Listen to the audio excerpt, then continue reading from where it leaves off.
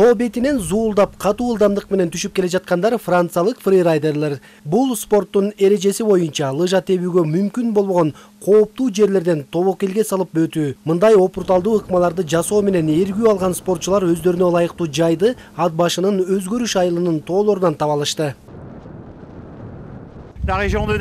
Быйыл кар жука экен, бирок тоолордун башында кар жакшы эле топтолуптур. Биз буга чейин да башка тоолордо лыжа тептик, бирок бүгүн сонун жер таптык. 2 жолу тээп түштүк. Бизге бул жак абдан жакты. Теңир Тоо жергесинин бийик тоолоруна суктанган чет элдик туристтер эс алып эле тим болбостон лыжа тебүүгө ылайыктуу жерлерди карап, Нарын облусуна тоо лыжа базасын курууну көздөштү. Алар буга чейин Нарын районунун тоолорунда кыдырып көрүшкөн. Чет элден келген эс алуучулар кыргыздын мейман достугуна таң калып бүтө элек. Аларды кызыктырган дагы бир жаңылык бул кыргыздын улуттук тамак ашы менен кол өнөрчүлүгү болду.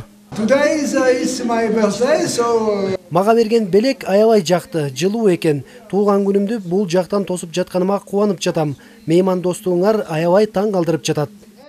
Туристтердин агымы мына жылдан жылга көбөйүп келатат. Биз да ошого шарт түзүп берүү максатында элге түшүндүрүү иштерин жасап, келгенден кийин шартыбызды, тоолорубузду көргөзүп, биз жылуу мамиле менен тосуп алсак, мындан дагы туристтердин агымы көбөйөт деп ойлойм.